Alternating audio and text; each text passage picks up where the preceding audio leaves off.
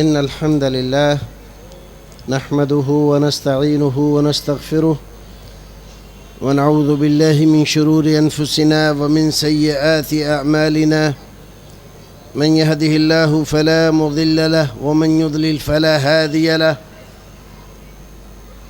وأشهد أن لا إله إلا الله وأشهد أن محمدًا عبده ورسوله أما بعد فإن خير الحديث كتاب الله وخير الهدي هدي محمد صلى الله عليه وسلم وشر الأمور محدثاتها وكل محدثة بدعة وكل بدعة ضلالة وكل ضلالة في النار فأعوذ بالله السميع العليم من الشيطان الرجيم بسم الله الرحمن الرحيم واعبدوا الله ولا تشركوا به شيئا وبالوالدين إحسانا اللهم صل وسلم على حبيبك ورسولك محمد. جناب صدر معزز علماء کرام، حاضرین مجلس اور میرے دینی اور ملی بھائیوں، آج کچھ باتیں احباب کے سامنے توحید اور موقع ملا تو بدعت کے تعلق سے عرض کی جائیں گی۔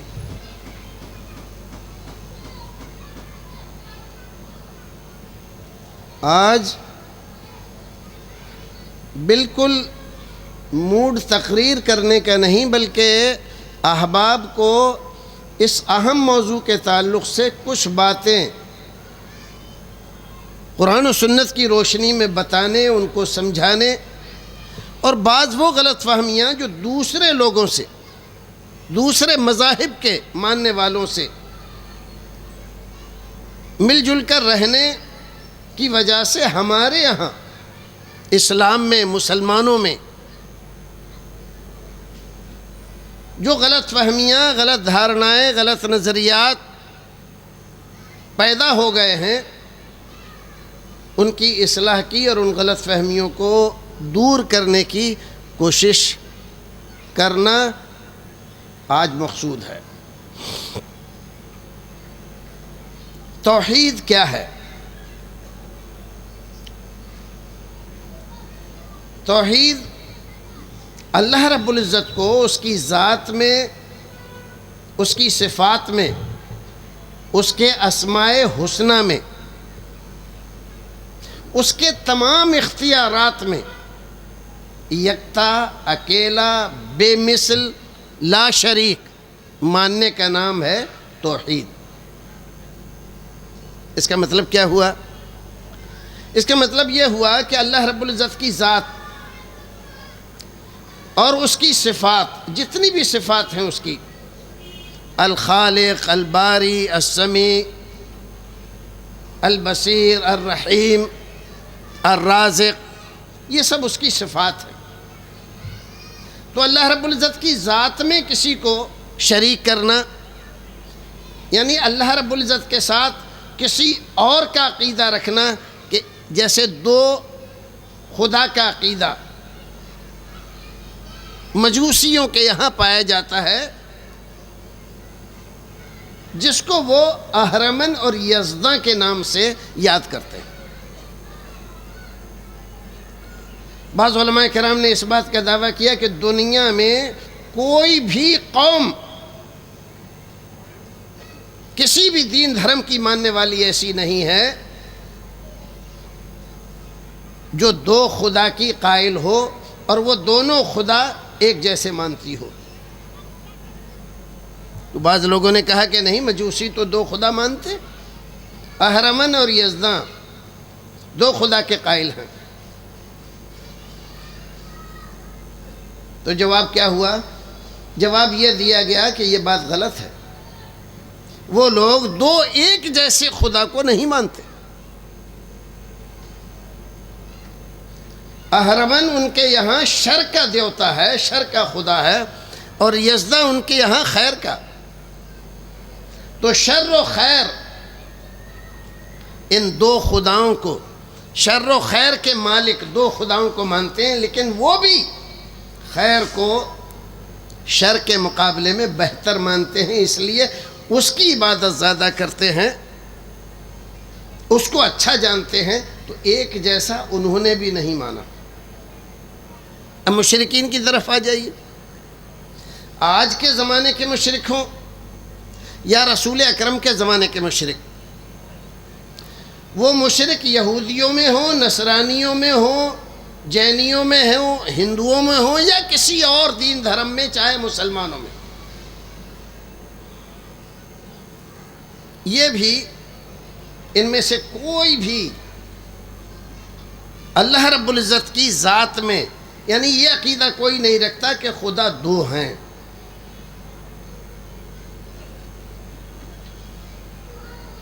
رسول اکرم صلی اللہ علیہ وسلم کے زمانے میں جو مشرک تھے، جن کو قرآن بار بار مشرک کہتا ہے، صاف کر دیا قرآن نے، وَلَئِن سَأَلْتَهُم مَّنْ خَلَقَ السَّمَاوَاتِ وَالْأَرْضِ، آپ ان سے پوچھئے آسمان کس نے بنایا، زمین کس نے بنائی، بارش کون برساتا ہے، عرش عظیم کا مالک کون ہے، تمہیں کس نے پیدا کیا ہے، لَيَقُولُونَ اللَّهُ، یہ کہیں گے اللہ ہی کرتا ہے، اللہ ہی ہے، اللہ کے علاوہ کوئی نہیں ہے۔ حالانکہ قرآن ان کو مشرک کہتا ہے۔ جب وہ اللہ ہی کو مانتے اور اللہ کے علاوہ کسی کو نہیں مانتے، آسمان اس نے بنایا، زمین اس نے بنائی، بارش وہ برساتا ہے، کھلاتا وہ ہے، پلاتا وہ ہے، پیدا اس نے کیا ہے، فَأَنَّا تُؤْفَكُونَ فَأَنَّا تُسْحَرُونَ، پھر ہوا کیا ہے تم کو؟ جب یہ مانتے ہو کہ سب کچھ اس نے پیدا کیا ہے، تو پھر یہ دوسروں کے پاس جا جا کر ان کو حاجت روا مشکل کشا مان کر وہاں عبادات کے سارے اعمال بجا لاتے ہو، کیا پریشانی ہے تمہاری؟ پاگل ہو، دیوانے ہو، کسی نے جادو کر دیا ہے، کیوں؟ تو ان کا جواب کیا تھا؟ جواب قرآن بتلاتا ہے کہ جواب ان کا یہ تھا، مَا نَعْبُدُهُمْ إِلَّا لِيُقَرِّبُونَ إِلَى اللَّهِ زُلْفَىٰ، یہ بالکل الزام ہے ہمارے اوپر، الزام ہے ہمارے اوپر کہ ہم ان کی عبادت کرتے ہیں۔ یہ جو ہمارے لات، حبل، عزا، منات اور یہ جو بہت سارے رکھے ہوئے ہیں، ان کو ہم خدا نہیں مانتے، یہ بالکل غلط بات ہے، الزام ہے ہمارے اوپر، مَا نَعْبُدُهُمْ، ہم ان کی عبادت نہیں کرتے۔ دیکھیے کون کہہ رہا ہے؟ وہی جن کو قرآن مشرک کہہ رہا ہے۔ قرآن کہہ رہا ہے مشرک ہیں، وہ کہہ رہے ہیں کہ نہیں ہم کسی اور کی عبادت کرتے نہیں۔ مَا نَعْبُدُهُمْ إِلَّا لِيُقَرِّبُونَ إِلَى اللَّهِ زُلْفَىٰ،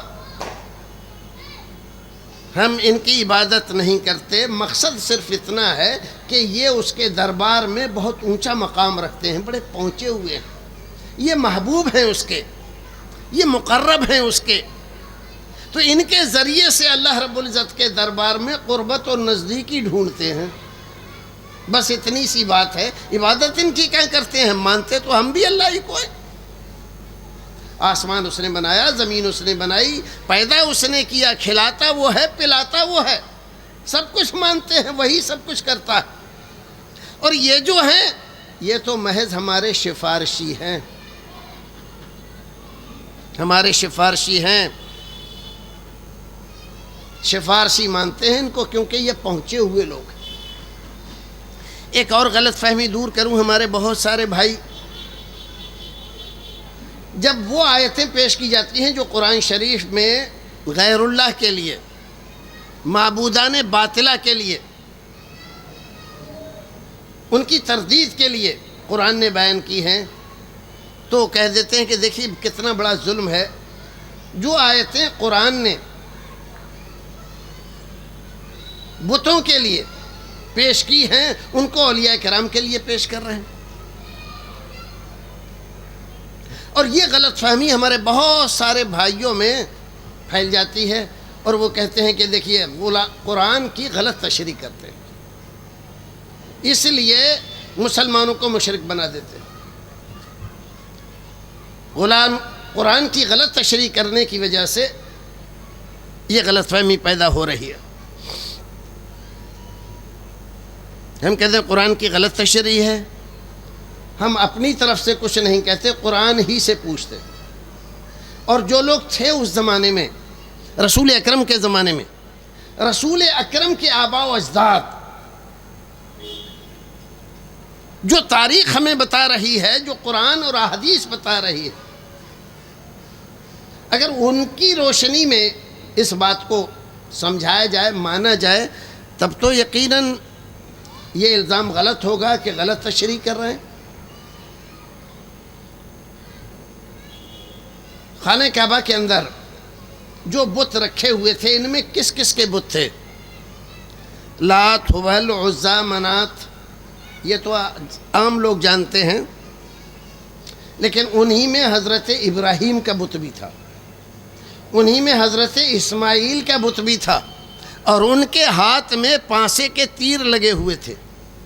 جب کوئی کام کرنا ہوتا تھا، جیسے ہم لوگ استخارہ کرتے ہیں، کہیں سفر پہ جانا ہے، آج جانا صحیح رہے گا نہیں رہے گا، یہ تجارت کرنا مناسب ہے نہیں مناسب ہے، تو کیا کرتے تھے؟ وہ تیر نکالتے تھے، تو اگر لا لکھا ہوا ہے تو نہیں کرنا ہے، نام لکھا ہوا ہے تو ہاں کرنا ہے، ٹھیک ہے۔ یہ کس کے تھے؟ حضرت ابراہیم و حضرت اسماعیل علی نبینا و علیہم الصلاۃ والتسلیم۔ اس میں تو کوئی شک نہیں کہ وہ نبی ہیں، اللہ کے مقرب ہیں، بزرگ ہیں، رسول ہیں، امام الموحدین ہیں۔ اچھا، اب آئیے ذرا، قرآن میں حضرت نوح علیہ الصلاۃ والسلام کا تذکرہ کیا گیا۔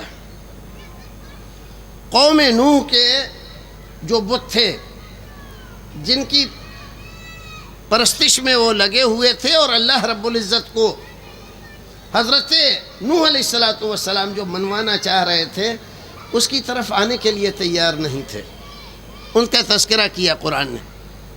حضرت نوح علیہ الصلاۃ والسلام کی دعوت و تبلیغ کے مقابلے میں جب وہ لوگ تنگ آ گئے تو انہوں نے ایک بڑی سبھا کی، بہت بڑی سبھا، اجلاس، کانفرنس، حضرت نوح علیہ الصلاۃ والسلام کے خلاف پرستاؤ پاس کرنے کے لیے کیا کیا جائے ان کے خلاف۔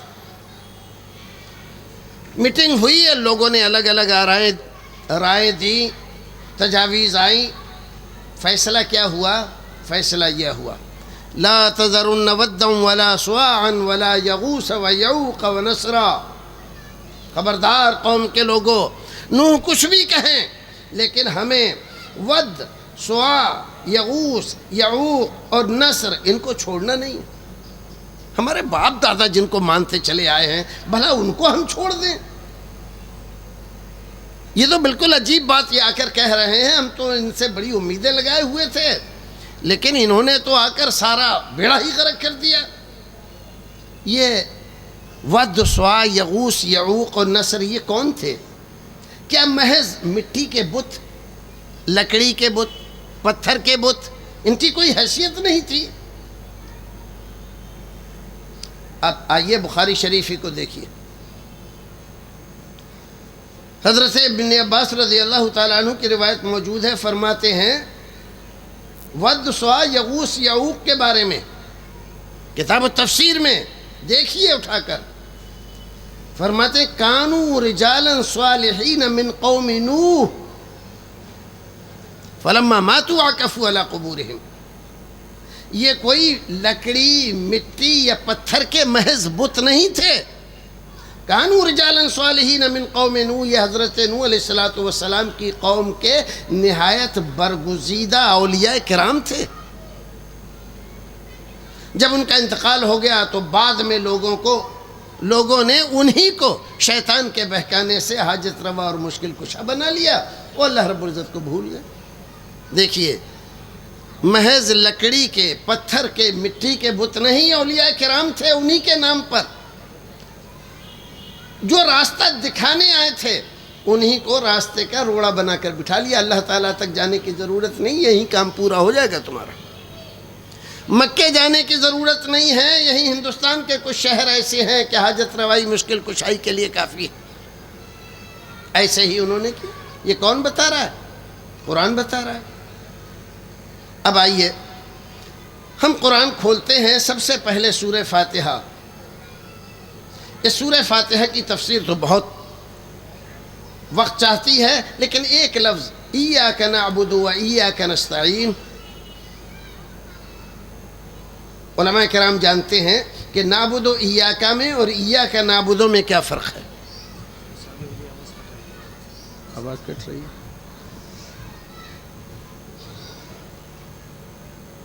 ایاک نعبد و ایاک نستعین. بھائی یہ والا جو ہے نا اس کی آواز تھوڑی کم کر دیجئے، مجھے آواز پرابلم کر رہی ہے، اس لیے میں دور کھڑا ہو رہا ہوں. ایاک نعبد کا معنی یہ ہے کہ ہم تیری ہی عبادت کرتے ہیں. یہ حصر، تیری ہی، تیرے علاوہ کسی کی نہیں. اور ایاک نستعین، اور تجھ ہی سے مدد مانگتے ہیں، مدد چاہتے ہیں. عبادت کے لیے کسی اور کو نہیں دیکھتے، کہیں اور نہیں جاتے، اور مدد کے لیے بھی کسی اور دربار پہ نہیں جاتے. یہ ہمارا عہد ہے. اور دیکھیے حدیث قدسی ہے مسلم شریف کی. حدیث قدسی میں رسول اکرم صلی اللہ علیہ وسلم فرماتے ہیں قسمت الصلاۃ بینی و بین عبدی نصفین. میں نے نماز کو اپنے اور اپنے بندے کے درمیان آدھا آدھا بانٹ دیا ہے.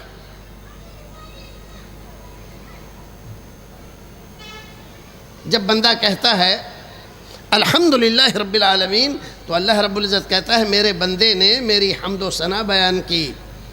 اور ساری تفسیر آتے آتے اور جب ایاک نعبد و ایاک نستعین کی تفسیر بتلائی تو فرمایا ھذا بینی و بین عبدی. یہ میرے اور میرے بندے کے درمیان معاہدہ ہے. میرا بندہ میرے علاوہ کسی کی عبادت نہیں کرے گا، یہ اقرار کر رہا ہے. میرا بندہ میرے علاوہ کسی سے مانگے گا نہیں، یہ اقرار کر رہا ہے. یہ اقرار کر لیا اس نے میرے ساتھ. وَلِعَبْدِي مَا سَأَلَ. اب اس کے بعد بندہ جو کچھ بھی مانگے گا میں اس کو دوں گا. وَلِعَبْدِي مَا سَأَلَ. یہ اللہ رب العزت کا عہد ہے. میرے بندے نے اگر یہ عہد کر لیا کہ عبادت میری ہی کرے گا، مانگے گا مجھ ہی سے، تو میں اپنے وعدے کو پورا کروں گا. اور وہ کیا ہے؟ وَلِعَبْدِي مَا سَأَلَ. جو بندہ مجھ سے جو مانگے گا اس کے لیے جو مناسب ہوگا میں دوں گا. آگے کیا ہے؟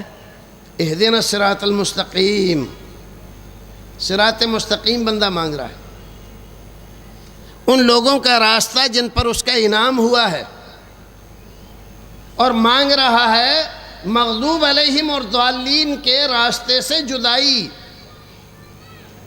اور تشریح میں ایک حدیث میں فرمایا گیا کہ اللہ کے رسول کیا یہود و نصارہ مراد ہیں اس سے؟ فرمایا ہاں وہی مراد ہیں، یہ نہیں تو اور کون مراد؟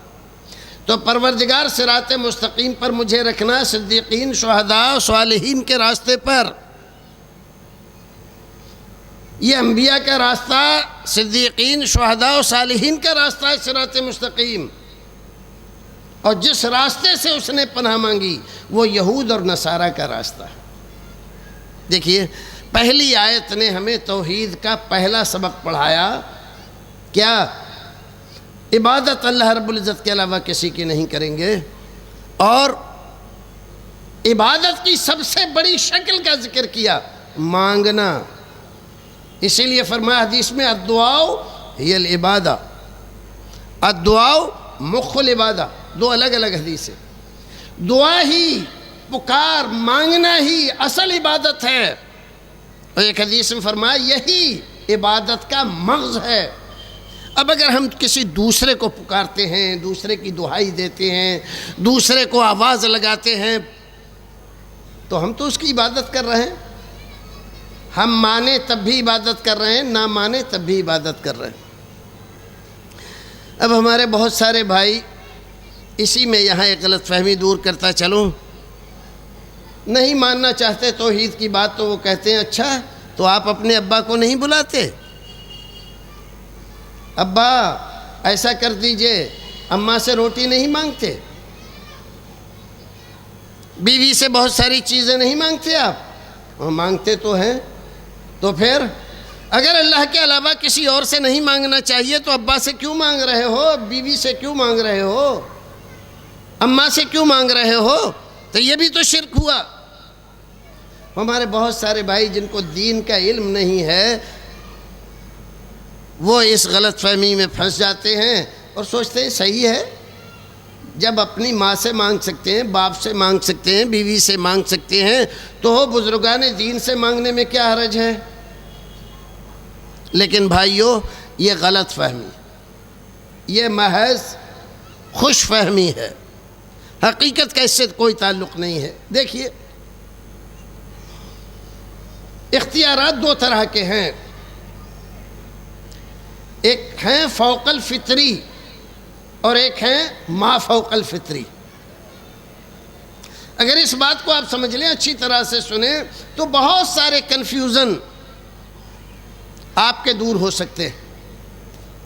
اللہ رب العزت نے ہمیں پیدا کیا، دنیا میں انسان بنایا، بہت سارے اختیارات، بہت ساری طاقتیں، قوتیں اس نے ہمیں دی، انسان کو بھی دی، جنوں کو بھی دی، فرشتوں کو بھی دی، جانوروں کو بھی دی، ہر ایک کو اس کی حیثیت سے، اس کی فطرت کے مطابق اس کو اختیارات، طاقتیں، شکتیاں عطا فرمائی ہیں، انسان کو بھی دی۔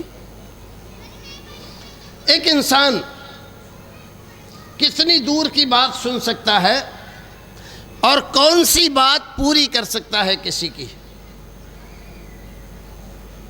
اب اگر اسی میں ہم تھوڑا سا بالکل ہی نادان اور جاہل آدمی کو سمجھانا چاہیں تو تھوڑا اور اندر ڈیپلی جا کر سمجھانے کی کوشش کریں۔ ایک ضرورت ہماری وہ ہے جو ضرورت ہم اپنی بیوی سے پوری کرتے ہیں اور پوری کر لیتے ہیں، اس سے مطالبہ کرتے ہیں اور پورا کرتے ہیں، اور شریعت اس کو جائز، درست اور صحیح بتاتی ہے۔ لیکن یہی ضرورت ہم محلے کی کسی اور عورت سے کریں، پڑوسی کی بیوی سے کریں، اس کی بیٹی سے کریں۔ ہمارے مولانا بھی معاشرے کی، سماج کی بہت ساری برائیوں کی طرف اشارہ کر رہے تھے، اور وہ ساری چیزیں اب اس نقطے پر آ کر آپ سمجھنے کی کوشش کریں۔ انسان اپنی خواہش تو پوری کر رہا ہے، بیوی سے کر رہا ہے، وہی خواہش ہے، وہی خواہش محلے کی کسی عورت سے کر رہا ہے، پڑوسی کی بیوی سے کر رہا ہے، پڑوس کی کسی لڑکی سے کر رہا ہے۔ کیا کیا اس نے؟ وہی کام تو کیا ہے، کوئی اور کام تو نہیں کیا۔ لیکن سارے دین دھرم کے ماننے والے اور سارے عقل مند وہی کام بیوی سے کرنے کو تو جائز کہتے ہیں، لیکن پڑوس کی کسی عورت سے کرنے کو ناجائز و حرام کہتے ہیں۔ دنیا میں کوئی انسان اس کو صحیح کہتا ہے سوائے اس کے کہ جس کا کوئی دین و دھرم ہی نہ ہو اور بالکل ہی پاگل انسان نہ ہو، جاہل جانور ہو، وہی اس کو جائز کہہ سکتا ہے، نہیں کہہ سکتا۔ اب یہاں اگر کوئی آدمی آپ سے حجت کرے کہ میاں اپنی خواہش پوری کرنے کے لیے آپ اپنی بیوی کے پاس جاتے ہو، ایسی کسی اور کے پاس چلے گئے، اس میں برائی کیا ہے؟ تو کیا آپ اس کو صحیح کہو گے؟ نہیں کہو گے۔ کیوں نہیں کہو گے؟ اس لیے کہ آج تک ہمارا سماج اس بات پر متفق ہے، دین ہمیں بتاتا ہے، شریعت ہمیں یہ بتاتی ہے کہ ایک کام جائز ہے اور ایک کام ناجائز ہے، ایک جگہ کرنا جائز ہے، دوسری جگہ کرنا ناجائز۔ ہم ایک فطرت انسان کی، اس فطرت کے مطابق اللہ رب العزت نے طاقتیں ہمیں دی ہیں۔ ہمیں کچھ پیسہ دیا، ہمارا بیٹا ہم سے مانگتا ہے ابا 100 روپے دے دیجئے، اور ہم نکالتے ہیں 100 روپے اس کو دے دیتے ہیں۔ یہ اتنی طاقت ہے ہمارے پاس، 100 روپے ہیں۔ لیکن بیٹا ہمارا مانگنے لگے کہ ابا ذرا آسمان سے تارے توڑ کے لا دیجئے، تو ہم لا دیں گے۔ ابا ہمارا دوست کلکتے میں رہتا ہے، بغیر کسی ذریعے کے آپ اس سے ہماری ذرا بات کرا دیجئے، کرا دیں گے۔ یہ ہماری فطرت سے باہر کی چیز ہے، انسان کی فطرت میں یہ بات نہیں ہے، اس کو اتنی طاقت اللہ نے نہیں دی۔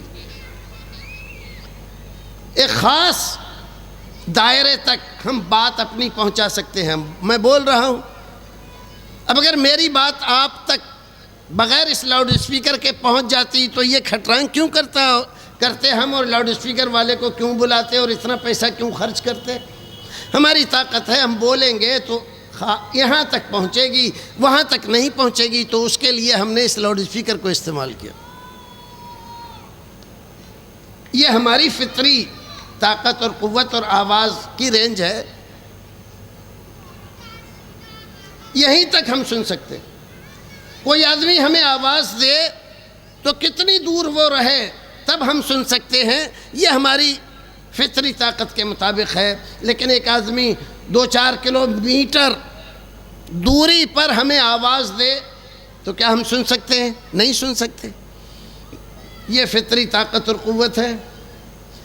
ہم ماں سے جو کچھ مانگتے ہیں، روٹی، پانی، اماں بھوک لگی ہے روٹی دے دو، تو روٹی دینا، روٹی اس نے پکا کر رکھی ہے، ہمارے لیے رکھی ہے، یہ اس کی فطری طاقت کے مطابق۔ ہم نے مانگی اور اس نے دے دی۔ باپ سے ہم نے روپے مانگے، پیسے مانگے، یہ اس کی فطری طاقت کے مطابق ہے۔ بیوی سے ہم نے کسی بات کا مطالبہ کیا، اس کی فطری طاقت کے مطابق وہ تھا، وہ اس نے ہمیں دیا۔ اس سے زیادہ کا ہم مطالبہ کریں، ابا ہمیں ایم پی بنا دو، ایم ایل اے بنا دو، تو ہمارے ابا ہمیں M P M L A بنا دیں گے؟ نہیں بنا سکتے، ان کی طاقت میں ہے نہیں ہے۔ لیکن یہی مطالبہ ہم اللہ سے کریں، اے اللہ مجھے ایم پی بنا دے، مجھے ایم ایل اے بنا دے، اس کی طاقت میں ہے، وہ چاہے تو بنا سکتا ہے، ایسے اسباب مہیا کرے گا، ہم ایم پی بن جائے، ایم ایل اے بن جائے۔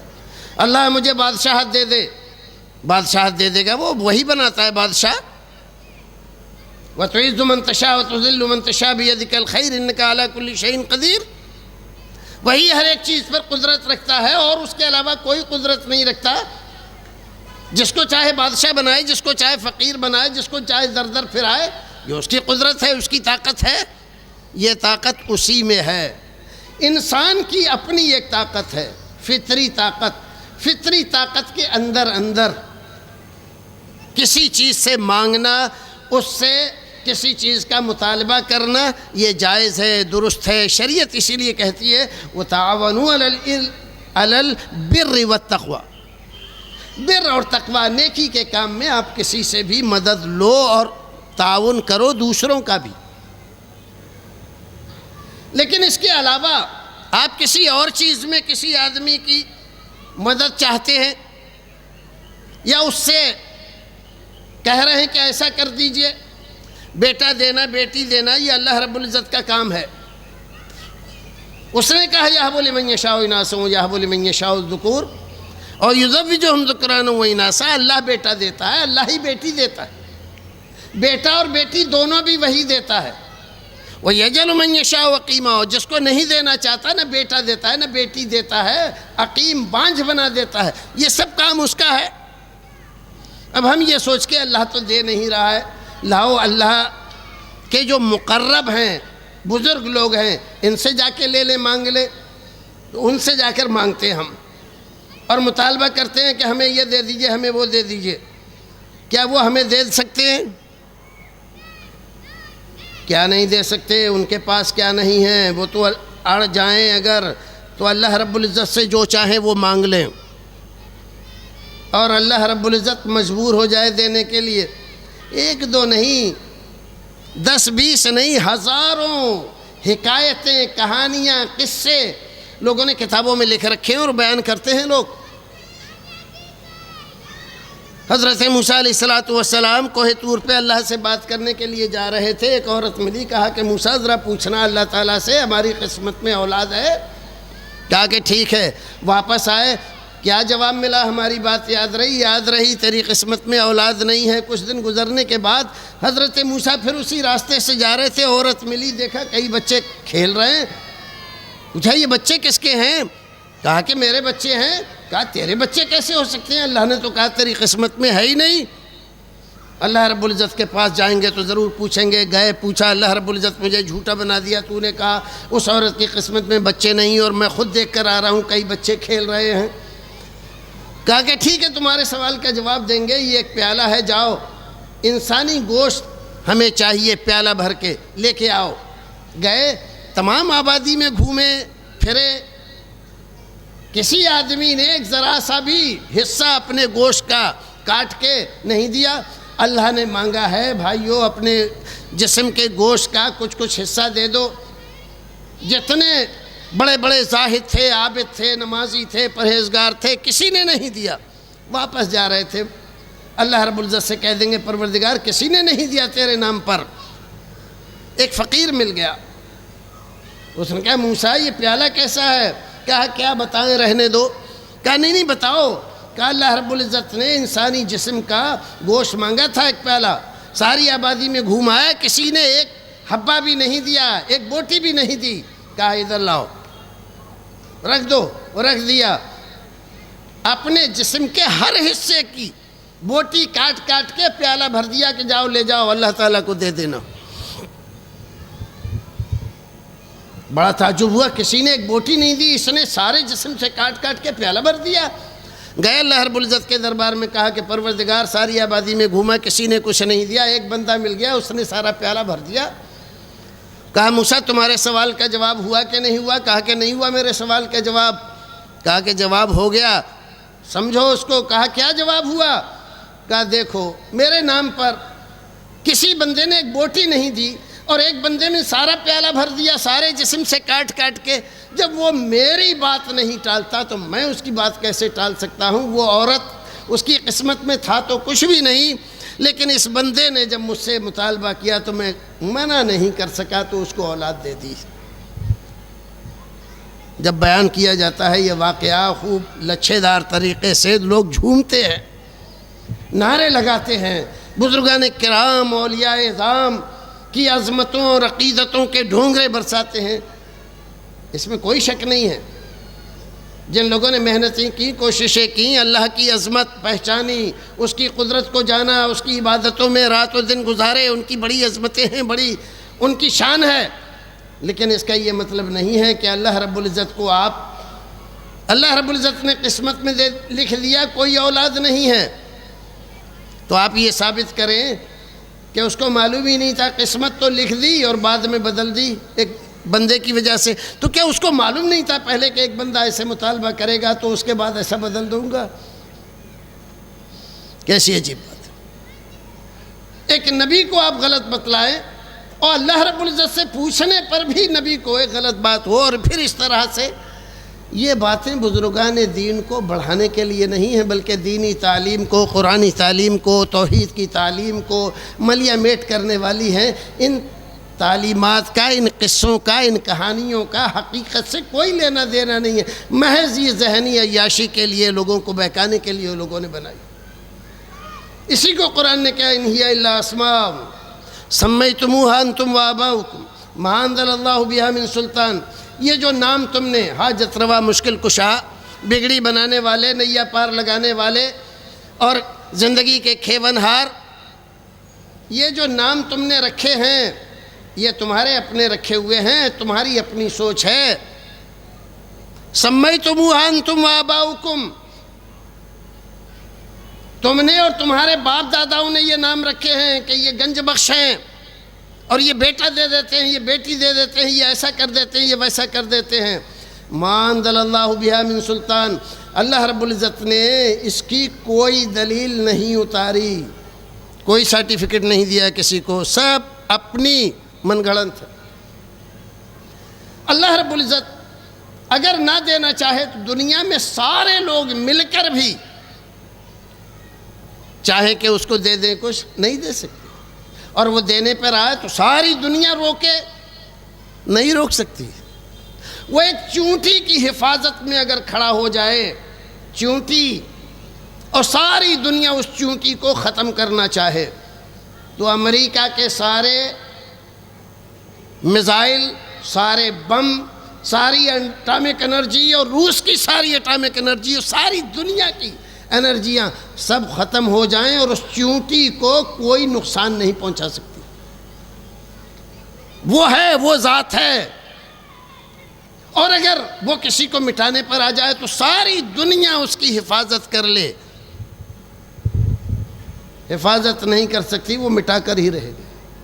آؤ ذرا قرآن شریف کی 2-4 آیتوں کا مطالعہ کر لیں اور دیکھ لیں کہ اللہ رب العزت کیا فرما رہا ہے۔ قل ادعوا الذین زعمتم من دون اللہ، قل اے نبی آپ کہیے، ذرا بلاؤ، پکارو ان لوگوں کو جن کے بارے میں تم سمجھتے ہو کہ یہ اللہ رب العزت کے علاوہ یہ لوگ بھی کچھ کر دیتے. لا یملکون مثقال ذرۃ فی السماوات ولا فی الارض، ایک ذرے برابر بھی ان کو ملکیت حاصل نہیں ہے دنیا میں، نہ آسمان میں نہ زمین میں. وما لہم فیہما من شرک، آسمان و زمین کی پیدائش میں یا اس کے کسی اختیار میں ان کی ذرہ برابر شرکت نہیں. وما لہم منہم من ظہیر، اور یہ جن کو تم سمجھے بیٹھے ہو کہ یہ حاجت روا مشکل کشا ہیں، یہ کسی کا کچھ کر بھی نہیں سکتے. سورہ فاطر میں اللہ رب العزت اپنی وحدانیت کا لمبا تذکرہ کرنے کے بعد فرماتا ہے ذالکم اللہ ربکم، یہ ہے تمہارا رب جس کے یہ اوصاف ہے. لہ الملک، ساری بادشاہت اسی کی ہے. والذین تدعون من دونہ ما یملکون من قطمیر، اور جن لوگوں کو تم پکار رہے ہو حاجت روا مشکل کشا روزی روٹی دینے والا بیٹا بیٹی دینے والا سمجھ کر، ما یملکون من قطمیر، روزی روٹی بیٹا بیٹی تو بہت بڑی باتیں ہیں. کھجور کے اوپر، کھجور کی گٹھلی کے اوپر جو چھلکا ہوتا ہے، کھجور کی گٹھلی کے اوپر بھی ایک چھلکا ہوتا ہے، یہ اس کے بھی مالک نہیں ہیں جن کو تم بیٹا بیٹی روزی روٹی دنیا جہاں کا مالک سمجھ رہے ہو. ما یملکون من قطمیر ان تدعوہم لا یسمعوا دعاکم، اگر یہ تم پکارو، ان کی دعائیاں دو، ان کو بلاؤ، ما یسمعوا دعاکم، تو یہ تمہاری دعا سن نہیں سکتے. وَلَوْ سَمِعُوا مَا اسْتَجَابُوا لَكُمْ، اور بفرض محال سن بھی لیں، اللہ رب العزت سنا دے، مَا اسْتَجَابُوا لَكُمْ، تو تمہاری مراد پوری نہیں کر سکتے، تمہاری پکار پر کوئی فیصلہ نہیں لے سکتے. وَيَوْمَ الْقِيَامَةِ يَكْفُرُونَ بِشِرْكِكُمْ، اور یہ جتنا شرک تم کر رہے ہو نا ان کے ساتھ کہ یہ ایسا کر دیتے ہیں ویسا کر دیتے ہیں، قیامت کے دن یہ سارے شرک سے انکار کر دینے. یکفرون بشرککم، کہہ دیں پروردگار ہم نے نہیں کہا تھا ان سے، اور نہ ہمیں معلوم ہے یہ کیا کیا ہمیں بنا کر کیا کیا کر رہے تھے. ولا ينبئك مثل خبیر، اور فرماتا ہے اللہ رب العزت کی طرح کوئی تمہیں بتا نہیں سکتا، حقیقت سے واقف نہیں کرا سکتا. ذرا ایک قرآن شریف کے ایک دوسرے بیان کو دیکھ لو. اللہ رب العزت کے سامنے جب عدل کی کرسی قائم کی جائے گی، حساب کتاب ہوگا، حضرت عیسیٰ علیہ السلام کی باری آئے گی. حضرت عیسیٰ علیہ السلام اللہ کے دربار میں پیش ہو رہے ہیں. آج دنیا میں کیا ان کو خدا کا بیٹا، تین میں کا ایک، اور اللہ کے عرش پر دائیں طرف بیٹھنے والا، اپنے محبوبوں کو جنت میں بھیجنے والا، اپنے نافرمانوں کو جہنم میں بھیجنے والا، یہ سارے عقیدے ہیں عیسائیوں کے نہیں ہیں، کھلے ہوئے وہ یہی کہہ رہے ہیں. اور قرآن کیا کہہ رہا ہے؟ قرآن بیان کر رہا ہے کہ جیسے اور بندے اللہ رب العزت کے دربار میں پیش ہوں گے حساب کتاب کے لیے، حضرت عیسیٰ کو بھی پیش کیا جائے گا. انبیاء کرام، اولیاء اعظام سے بڑھ کر دنیا میں کوئی نہیں ہوتا. ساری امت مل کر بھی نبی کے برابر نہیں ہوتی. ساری امت ہزاروں لاکھوں اولیاء کرام کے باوجود نبی کے برابر نہیں ہوتی. اور پھر نبی کو پیش کیا جا رہا ہے اللہ رب العزت کے دربار میں. اللہ رب العزت پوچھ رہا ہے اَأَنْتَ قُلْتَ لِلنَّاسِ اتَّخِذُونِي وَأُمِّيَ إِلَٰهَيْنِ، کیوں عیسیٰ تم نے کہا تھا لوگوں کو کہ مجھے اور میری ماں کو معبود سمجھو، ان سے مانگو یہ دیں گے، تم نے کہا تھا. حضرت عیسیٰ علیہ السلام ظاہر ہے مٹی کے بت نہیں ہیں، پتھر کے بت نہیں ہیں، لکڑی کے بت نہیں ہیں، کافر نہیں، کافروں کے بت نہیں، نبی اور رسول درجے اور مرتبے والے ہیں. آپ اندازہ لگاؤ کیا جواب دے رہے ہیں.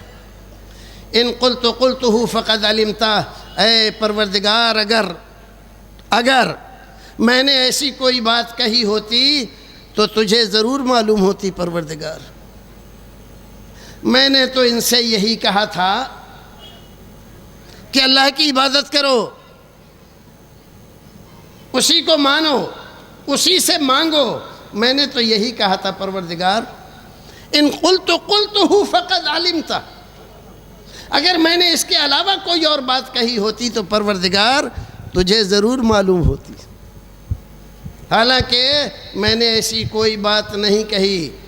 فلما توفیتنی کنت انت الرقیب علیہم، اور پروردگار جب تو نے مجھے اٹھا لیا تو میرے پیچھے یہ لوگ کیا کرتے رہے؟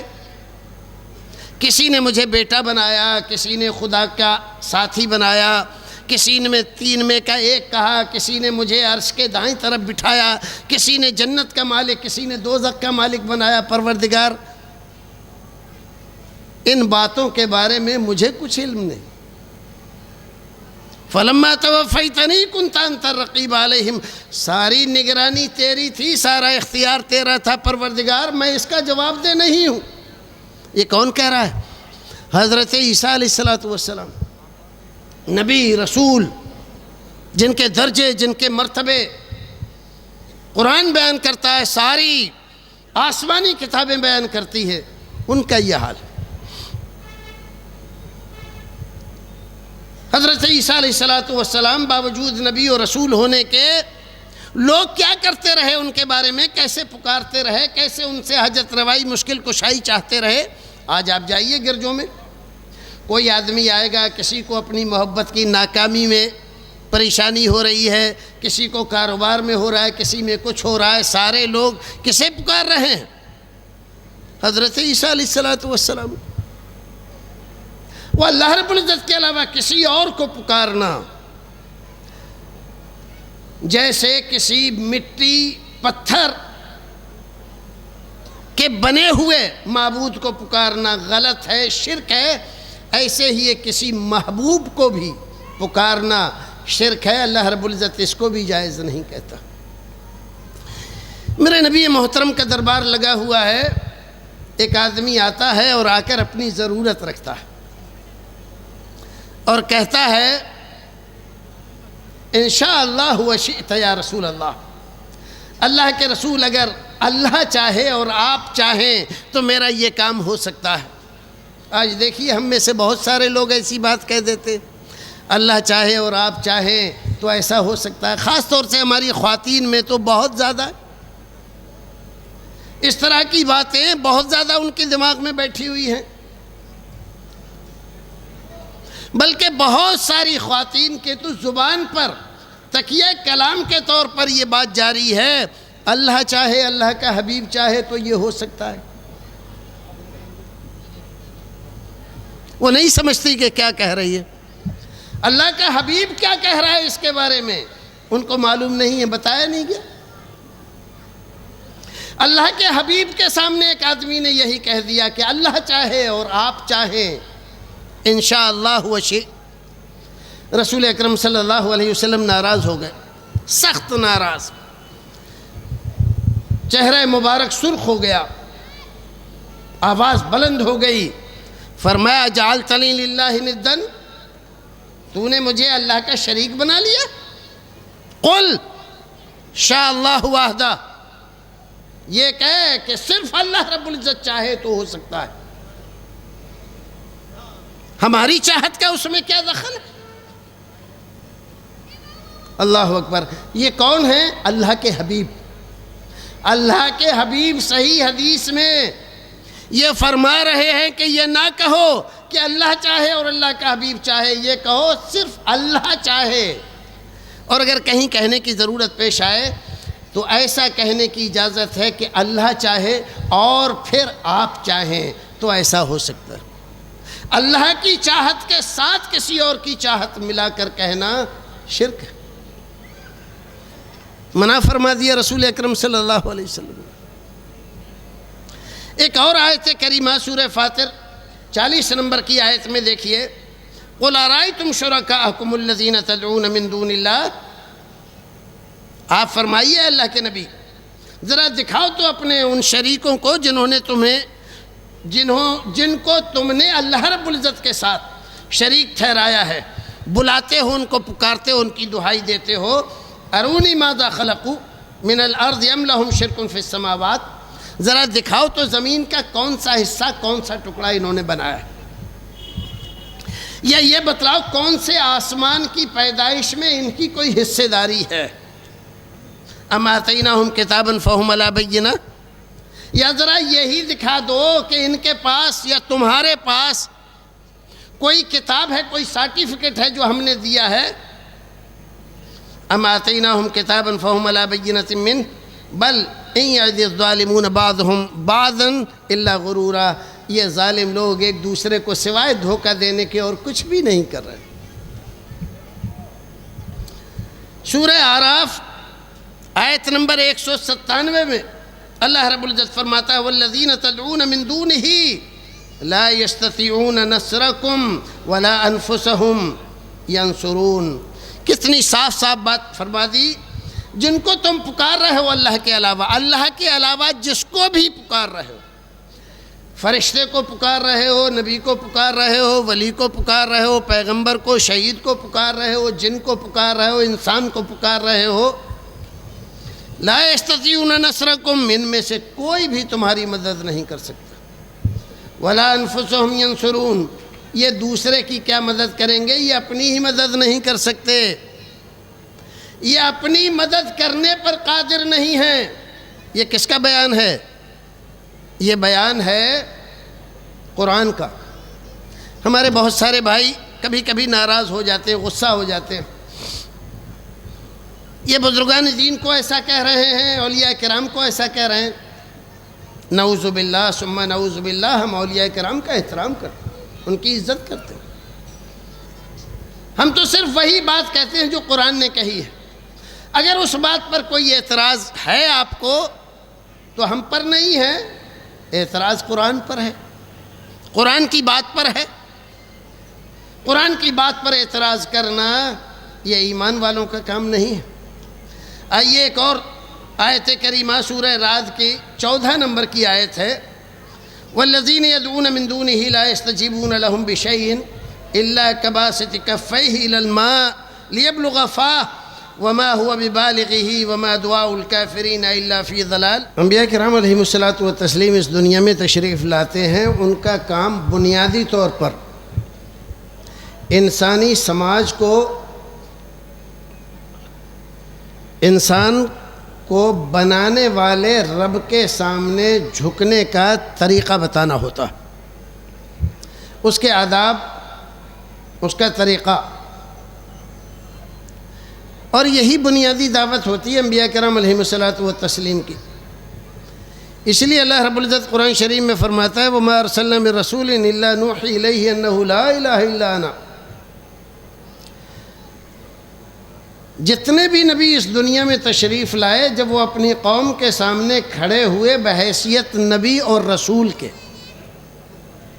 انہوں نے قوم کو خطاب کیا، قوم کو آواز دی، بلایا، تو سب سے پہلی بات جو ان کی زبان مبارک سے نکلی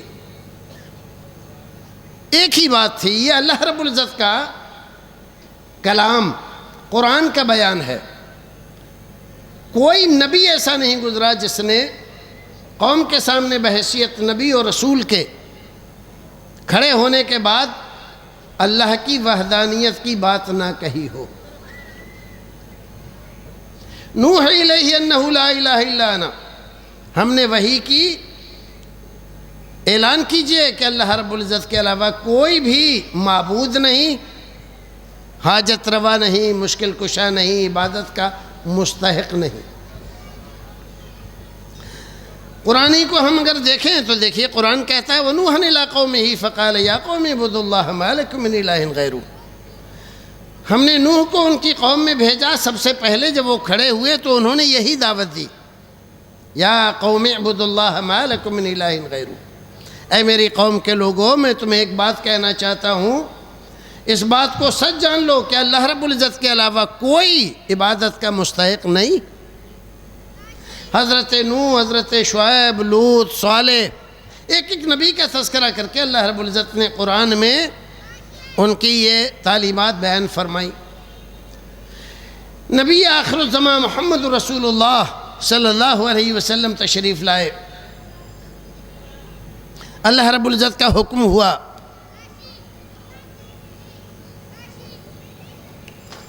کوہ صفا پر چڑھ گئے، دعوت دی، مکے کے تمام قبیلے کے سرداروں کو، لوگوں کو، سارے لوگ جمع ہو گئے۔ کیا بات فرمائی؟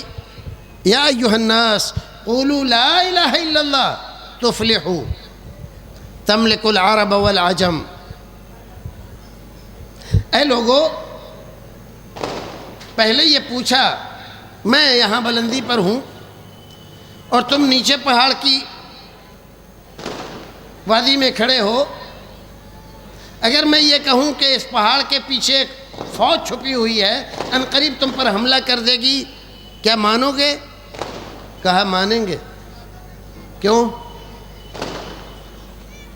اس لیے مانیں گے کہ آج تک آپ نے کبھی کوئی غلط بات نہیں کہی۔ ما جربنا علیک الکذب، حالانکہ بات ایسی تھی، عقل کے خلاف تھی۔ عرب والوں کی کسی سے لڑائی تھی نہیں، ان کے اوپر کوئی فوج کیوں حملہ کرے گی؟ پھر صحرائی علاقہ تھا، اگر کوئی فوج آتی تو فضا میں میلوں تک گرد و غبار اڑتا ہے۔ دیکھ رہے ہیں مطلع صاف ہے، اس کا مطلب یہ ہے کہ عقل کے خلاف،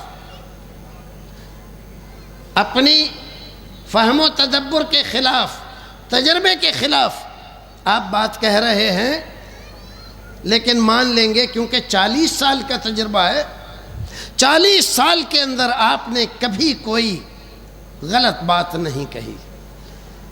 ہم اپنی عقل کو جھٹلا سکتے ہیں، اپنے قیاس کو جھٹلا سکتے ہیں، اپنے تجربے کو نہیں جھٹلا سکتے 40 سال کے۔ مان لیں گے کیوں؟ ما جربنا علیک الکذب، تب آپ نے یہ بات فرمائی۔ یا ایھا الناس قولوا لا الہ الا اللہ، لوگو اس بات کو جان لو کہ اللہ رب العزت کے علاوہ کوئی عبادت کا مستحق نہیں ہے، اور میں تمہاری طرف رسول بنا کر بھیجا گیا ہوں۔ اگر تم نے یہ بات مان لی، تملک العرب والعجم، تو تم عرب و عجم سب کے مالک بن جاؤ گے۔ رسول اکرم صلی اللہ علیہ وسلم کی بات میں ذرا دیکھیے، 4 باتیں بنیادی ہیں۔ ایک تو توحید کا اقرار کر لو، دوسرے میری رسالت کا اقرار کر لو۔ 2 وعدے ہیں، وہ کیا ہے؟ عرب کے مالک بھی تم بن جاؤ گے اور عجم کے مالک بھی تم بن جاؤ گے۔ کچھ لوگوں نے آپ کی بات مانی، اکثریت نے انکار کر دیا۔ 13 سال کی مسلسل کوشش کے نتیجے میں کچھ لوگ آپ کے ساتھ آئے، مجبور ہو کر آپ نے ہجرت کی، مدینہ چلے گئے۔ 10 سال کے عرصے میں عرب کا اکثر علاقہ آپ پر ایمان لے آیا، اور مسلمان بلا شرکت غیر عرب کے مالک ہو گئے۔ اور پھر خلفائے راشدین کے زمانے میں عرب سے نکل کر مسلمانوں نے عراق فتح کیا، ایران فتح کیا، شام فتح کیا، مصر فتح کیا۔ آپ ذرا دیکھیے کہ صحابہ کرام رضوان اللہ تعالیٰ علیہم اجمعین کی حکومتوں کا، خلفائے راشدین کی حکومتوں کا یہ تھوڑا سا زمانہ، اور زمانہ کیسا؟ ذرا اپنے یہاں کی، اس ہندوستان میں 1000 سال تک تقریباً مسلمانوں نے حکومت کی، لیکن پھر بھی اقلیت میں رہے۔ آج تک ہم رسالت، نبوت، توحید، وحدانیت، اس کے مفہوم کو درست نہیں کر سکے۔ اور ان لوگوں نے اس زمانے میں جتنی جگہ فتوحات کی، وہاں 99% مسلمان ہو گئے۔ سارا عرب مسلمان، سارے خلیج کے ممالک مسلمان، سارا عراق مسلمان، سارا شام مسلمان، سارا ایران مسلمان، سارا مصر مسلمان، سارا شام مسلمان۔ یہ فتوحات صحابہ کرام کی تھی۔ اسی زمانے میں افریقہ میں چلے گئے، افریقہ مسلمان، ان کی اولادیں اندلس چلی گئیں، یورپ کے بڑے خطے پر اسلام کا پرچم لہرا دیا۔ طاقت کیا تھی ان کے پاس؟ کیا تھا ان کے پاس؟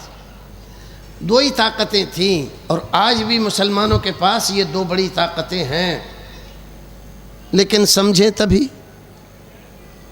اللہ پر، اس کی وحدانیت پر، اس کی یکتائی پر، اس کی خلاقیت پر، اس کی ملکیت و ملوکیت پر۔ وہی مالک ہے، بیدہ الملک وَهُوَ عَلَى كُلِّ شَيْءٍ قَدِيرٌ، ساری کائنات اس کی مٹھی میں ہے اور وہ ہر ایک چیز پر قادر ہے۔ وَتُعِزُّ مَن تَشَاءُ وَتُذِلُّ مَن تَشَاءُ، جس کو چاہے عزت دے، جس کو چاہے ذلت دے۔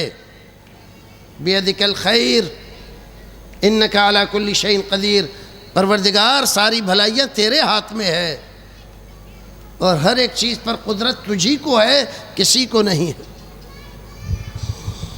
اللہ رب العزت کبھی حکومتیں دے دیتا ہے اپنے نافرمانوں کو، اپنے ماننے والوں کو سمجھانے کے لیے، ان کو سزائیں دینے کے لیے۔ کیوں؟ اس لیے کہ نبی محترم صلی اللہ علیہ وسلم کی دعا تھی، پروردگار میری امت کو پہلے نبیوں کی امتوں کی طرح سے ایک بارگی ختم مت کرنا پروردگار۔ اور اگر یہ دعا نہ ہوتی تو پتہ نہیں کتنی بار تباہیاں آ چکی ہوتی، عالمگیر تباہی۔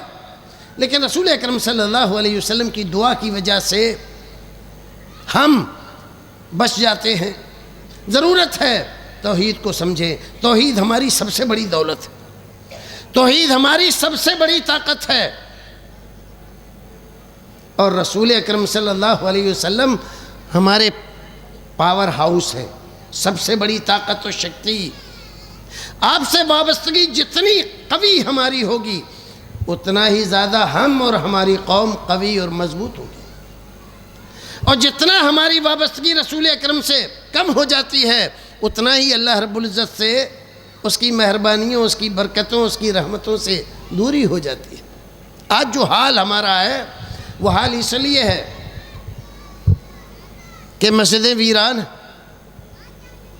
توحید سے مسلمان دور ہو گیا ہے، دوسری قوموں کے تصورات کو اپنا کر اپنے آپ کو مسلمان سمجھ رہا ہے۔ توحید میں خلل جب آتا ہے تو ہماری نمازیں بیکار ہو جاتی ہیں، روزے بیکار ہو جاتے ہیں، ہمارے زکوٰۃ، ہمارا حج، ہماری عبادتیں، چاہے وہ نفلی ہوں چاہے فرض ہوں، سب واہیات، بیکار، ناکارہ، بے سود ہو جاتی ہیں۔ اس لیے توحید کو مضبوط کرنا، اس کو سمجھنا، اسلام کو جاننے کے لیے، اسلام کو ماننے کے لیے، اسلام پر مضبوطی سے قائم رہنے کے لیے ضروری ہے۔ میں آپ تمام حضرات سے درخواست کروں گا کہ توحید کو جاننے کے لیے کہیں اور جانے کی ضرورت نہیں ہے، قرآن شریف ہی کو پڑھ لیجئے، سورہ فاتحہ کو پڑھ لیجئے، آیت الکرسی کو پڑھ لیجئے، اور یہیں سے سمجھ لیجئے اس ساری کائنات میں اللہ رب العزت نے ایسا نہیں بنایا کہ اختیارات بانٹ دیے۔ ہمارے بعض بھائی مثال پیش کرتے ہیں، مالک سب کا اللہ ہی ہے، ہم بھی یہی مانتے ہیں، لیکن ایسا ہے کہ ایک بڑا آدمی کسی آبادی میں سارے لوگوں کی دعوت کر دیتا ہے، گاؤں کی دعوت کر کے ایک آدمی کو کہتا ہے آپ روٹی پہ بیٹھ جائیے، ایک کو کہتا ہے آپ دیگ پر بیٹھ جائیے، ایک کو کہتا ہے آپ قورمے پہ بیٹھ جائیے، ایک کو کہتا ہے آپ اس پر بیٹھ جائیے۔ کھانا شروع ہو جاتا ہے، روٹی والا روٹی دے رہا ہے، قورمے والا قورمہ دے رہا ہے، اور بریانی والا بریانی دے رہا ہے، سب لوگ اپنا اپنا کام کر رہے ہیں، بہتر طریقے سے سب نظام چل رہا ہے۔ اب ایسے میں ایک آدمی آتا ہے اور آ کر اس سے، جو اصل مالک ہے، اس سے کہتا ہے کہ میاں صاحب مجھے بھی چند روٹی مل جائیں، تو وہ کیا کہتے ہیں؟ بھئی میرے پاس کیا ہے، آپ فلاں صاحب کے پاس جائیے، روٹیاں وہ بانٹ رہے ہیں، ان سے کہیے۔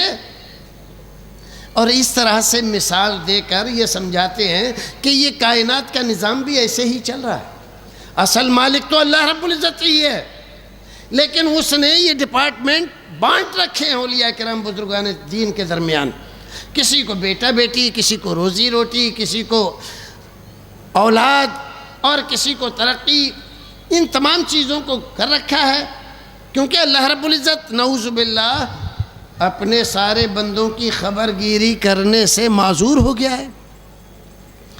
جبکہ آیت الکرسی میں وہ یہ کہہ رہا ہے وَلَا يَعُودُهُ حِفْظُهُمَا وَهُوَ الْعَلِيُّ الْعَظِيمُ، آسمان اور زمین اور جو کچھ اس کے اندر ہے، ان تمام کی نگرانی میں کرتا ہوں، اور ان تمام کی نگرانی کرنے سے مجھے ذرہ برابر بھی کوئی تکان محسوس نہیں ہوتی۔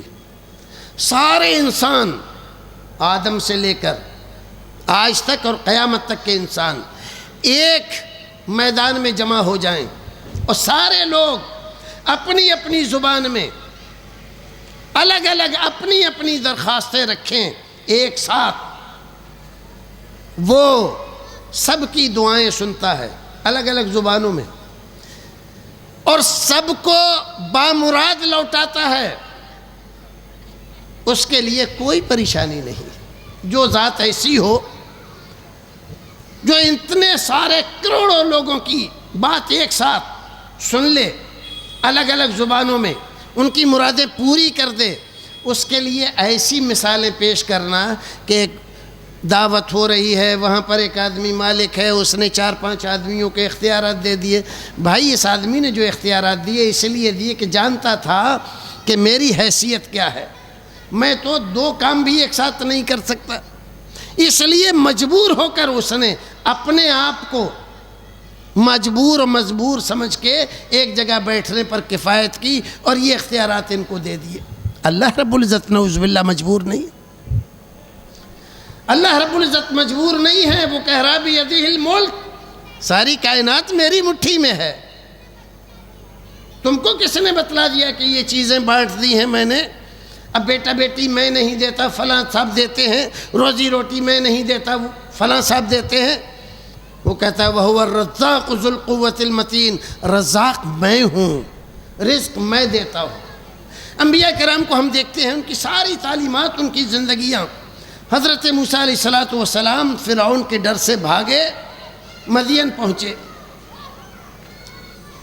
بھوکے پیاسے تھکے ہارے ایک درخت کے نیچے بیٹھ کر دعا کر رہے ہیں، رب انی بما انزلت الی من خیر فقیر، اے اللہ بما انزلت الی من خیر فقیر، تو جو بھی بھلائی میری طرف بھیجے اتارے میں اس کا سخت محتاج ہوں۔ اور اللہ رب العزت نے ان کی دعا سنی اور انتظام فرما دیا۔ یہ انبیاء کرام علیہ الصلوۃ والتسلیم کا سلیقہ، طریقہ اور ان کی زندگی کا خلاصہ ہے۔ ہمیں اور آپ کو بھی چاہیے کہ ایک رب سے مانگیں، ایک ہی در سے وابستہ رہیں، عزت اور احترام سب کا کریں، انبیاء کرام کا، بزرگان دین کا، صحابہ کرام کا، اور اپنی قوم کے حاضر غائب سارے لوگوں کا احترام اپنی جگہ پر ہے۔ لیکن احترام کا مطلب یہ نہیں ہوتا ہے کہ خدائی اختیارات ان کو دے دیے جائیں، رسول اکرم صلی اللہ علیہ وسلم کے اختیارات کسی کو دے دیے جائیں، یہ احترام نہیں، یہ بے احترامی ہے۔ کوئی آدمی اگر اپنے بیٹے کو کہے کہ تو میرا باپ ہے، بظاہر تو کہنے والا یہ سمجھے گا کہ بڑی عزت دے رہا ہے، اس کو باپ بنا رہا ہے، لیکن اہل زبان جانتے ہیں کہ باپ کا اپنے بیٹے کو یہ کہنا کہ تو میرا باپ ہے احترام نہیں، یہ بے عزتی ہے، یہ بے احترامی۔ اس کی حیثیت اور اس کی واقعی صورت سے بڑھ کر کچھ کہنا یہ احترام نہیں ہوتا، یہ بے احترامی ہوتی۔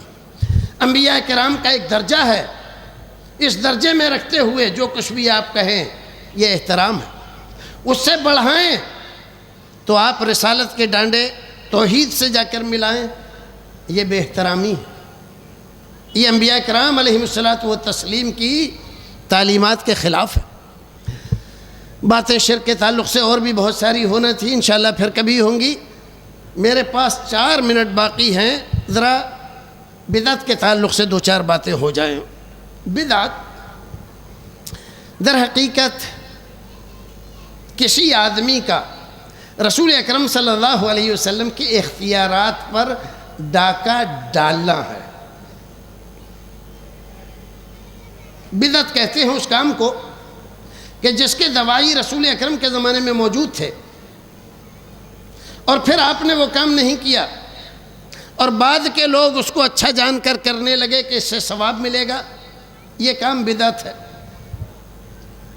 بہت سارے لوگوں کو غلط فہمی ہو جاتی ہے، جو کام اللہ کے رسول کے زمانے میں نہیں تھا وہ ہوگا تو بدعت ہے، تو یہ لاؤڈ اسپیکر بدعت ہے، تو یہ ٹوپی بدعت ہے، تو یہ شیروانی بدعت ہے، تو یہ جیکٹ بدعت ہے، کیونکہ اللہ کے رسول کے زمانے میں نہیں تھی۔ بھائیو، دین کی تعلیم بہت صاف صاف ہے۔ دین نے منع نہیں کیا، قرآن نے منع نہیں کیا، حدیث نے منع نہیں کیا، امامان دین نے منع نہیں کیا، مجتہدین و امامان کرام نے منع نہیں کیا۔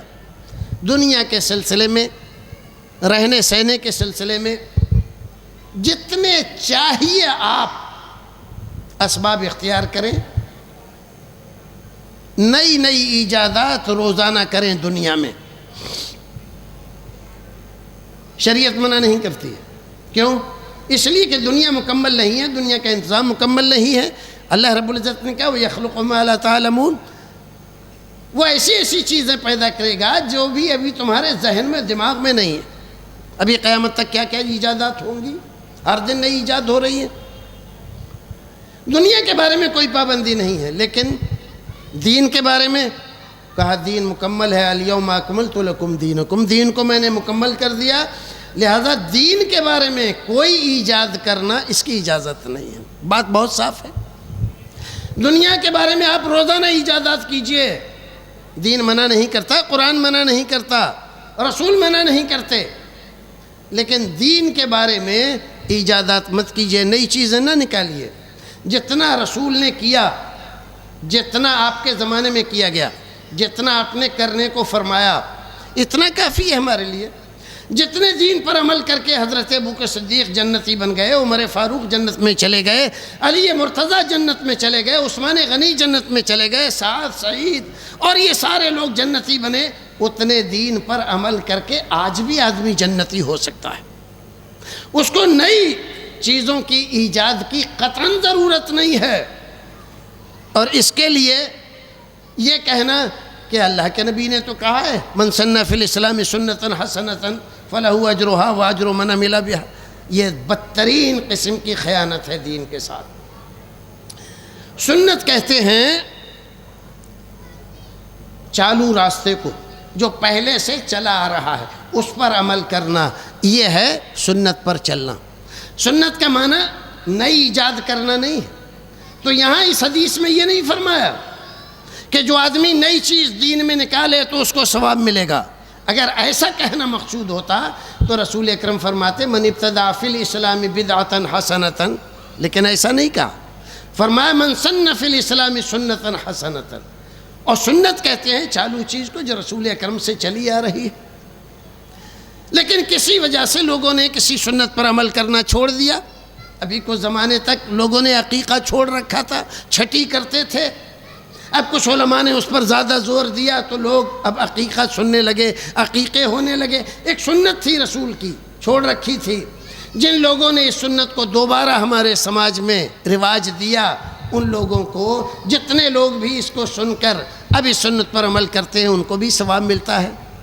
بدعت پر کوئی ثواب نہیں ملتا، بلکہ بدعت کی نحوست اتنی بڑی ہے۔ ایک آدمی چوری کرتا ہے، زناکاری کرتا ہے، ڈاکہ مارتا ہے، امید ہے کسی دن چھوڑ دے گا۔ کیوں؟ اس لیے کہ چوری کو، شراب خوری کو، زناکاری کو برائی سمجھتا ہے، امید ہے چھوڑ دے گا۔ لیکن جو آدمی کوئی ایسا عمل کرتا ہے جس کو وہ ثواب کی چیز سمجھتا ہے، اس کے چھوڑنے کا تو سوال ہی نہیں ہے، وہ کہیں چھوڑے گا، ثواب کی چیز ہے۔ تو بدعت کی سب سے بڑی جو خرابی ہے، نحوست ہے کہ آدمی اس کو اچھا جان کر کرتا ہے، وہ چھوٹتی نہیں اس سے کبھی، الا من رحم ربی، جس پر اللہ رب العزت رحم فرمائے وہی بدعت کو چھوڑ پاتا ہے، ورنہ بدعت کو اچھا جان کر کرتا ہے اس لیے چھوٹتی نہیں، برائی کو برائی جان کر کرتا ہے کسی بھی دن چھوڑ دیتا ہے۔